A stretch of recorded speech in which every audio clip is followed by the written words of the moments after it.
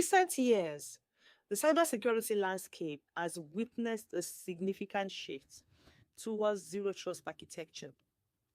This concept that was made popular by an organization called Forrester Research in 2010 has gained widespread attention, with many organizations jumping on the bandwagon.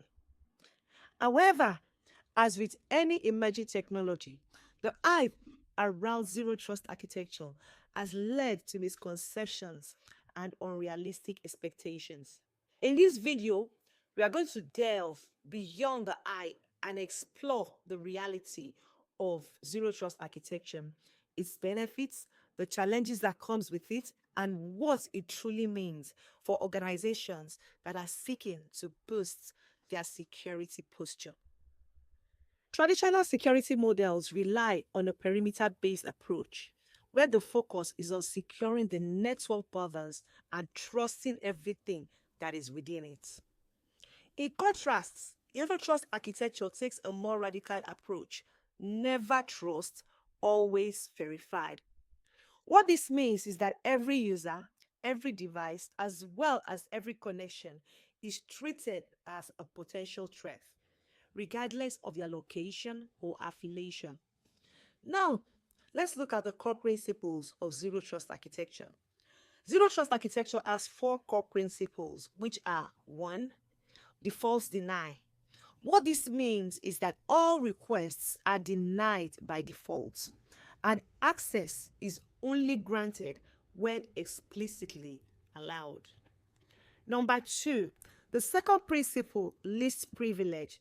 What this means is that users and devices are granted the minimum level of access that is necessary to be able to perform their task. Number three, microsegmentation. What this means is that the network is divided into smaller, isolated segments, each with its own access controls. Number four, continuous monitoring. Real time monitoring and analytics are used to detect and respond to suspicious activities. You need to understand that when zero trust architecture is implemented correctly, it can actually offer several benefits, some of which can include: one, an improved security posture, because by eliminating the concept of a trusted network, organizations can help to reduce the risk of lateral movement as well as insider threats. Two, zero trust architecture provides real time monitoring and analytics, which allows organizations to be able to detect and respond to threats more effectively. This is referred to as increased visibility.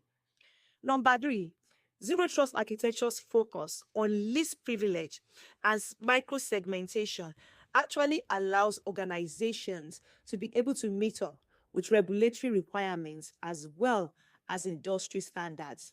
This offers better compliance for those organizations.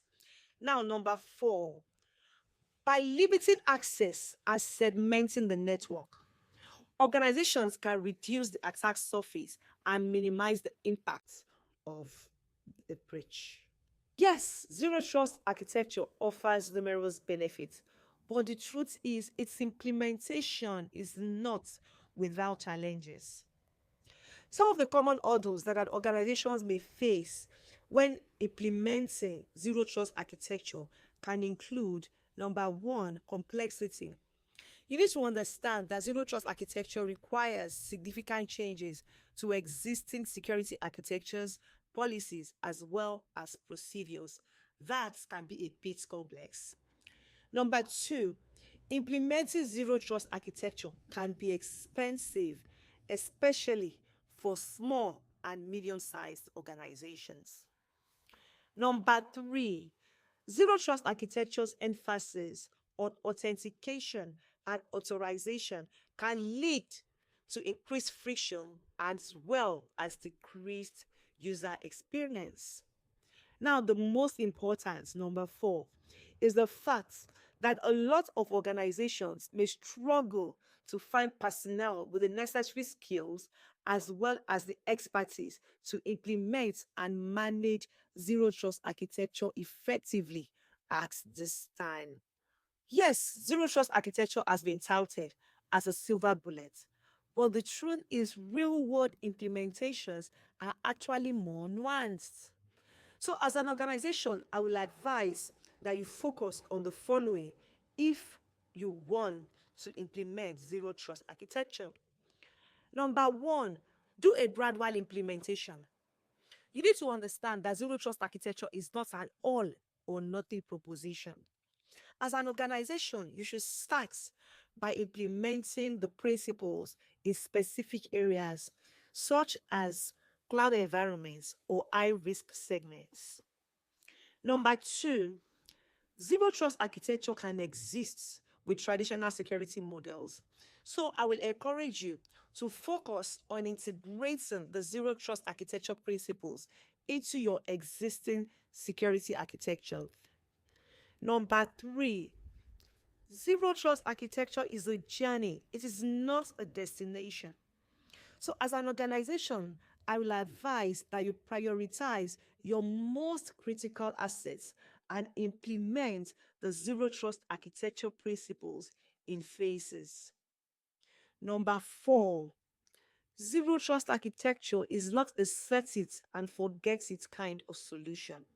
You should endeavor to continuously monitor and improve your zero trust architecture implementations so that you can stay ahead of emerging threats.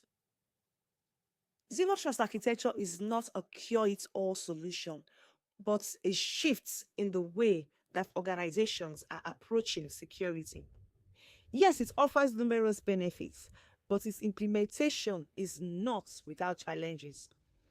By understanding the reality of zero trust architecture and taking a phased hybrid approach, your organization can reap the rewards of this emerging technology and strengthen their security posture in the face of an ever evolving threat landscape. Until I see you in the next video, don't forget to like and subscribe.